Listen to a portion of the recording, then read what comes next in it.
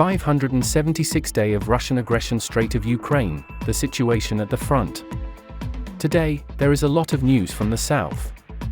As promised by the head of Ukrainian intelligence, the attacks on the Russian bases in Crimea continued. By conducting these operations, Ukrainians are pursuing two goals of strategic significance: undermine supplies to the front and force Russians to relocate their air defense away from the front. Today, Ukrainians conducted a very complex strike, combining aerial drones, modified anti-ship missiles, and cruise missiles. The main target of today's strike became the headquarters of the Russian Black Sea Fleet. Interestingly, 2 days ago, we saw how Ukrainians destroyed the secondary headquarters of the command of the fleet, so it looks like Ukrainians wanted to make sure that the Russian command was present in the main building during today's strike.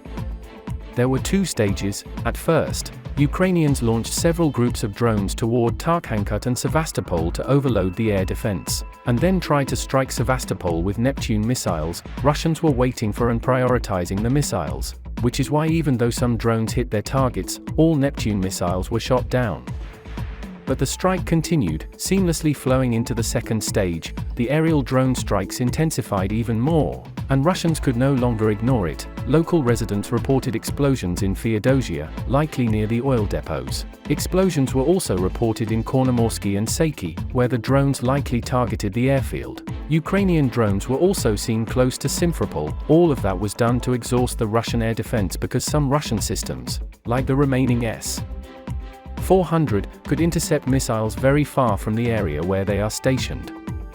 And it worked, because when Ukrainians launched Storm Shadow missiles, they once again flew over Tarkhankut without being shot down, implying that air defense was overwhelmed. As a result, Ukrainians successfully hit the headquarters of the Black Sea Fleet. Russian sources reported that the missile hit precisely the cabinet of the commander of the Black Sea Navy. Other sources noted that there were at least 6 casualties. Russian forces understood that there were likely more missiles to come, which is why they turned on the siren and deployed smokescreen to conceal the Navy. And the Russians were right, because very soon, local residents managed to catch on camera the arrival of 2 more missiles. The Russian Ministry of Defense reported that Ukrainians hit the Navy headquarters, and as a result, 1 person is missing.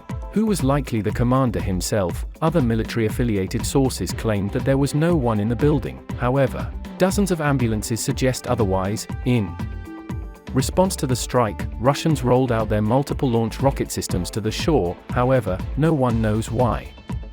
Russian military analysts got upset with the performance of the Russian air defense, and expressed doubt about the characteristics of the highly praised S-400 air defense system, as even the remaining 3 systems on the peninsula should have coped with the strike, especially given their integration with other systems on the peninsula. Some Russian analysts have been asserting for already 3 days in a row that Ukrainians are actually using ATACMS missiles that were shipped to Ukraine discreetly, but the abundant photos and videos clearly show that Russians were struck with Storm Shadow and Scalp missiles.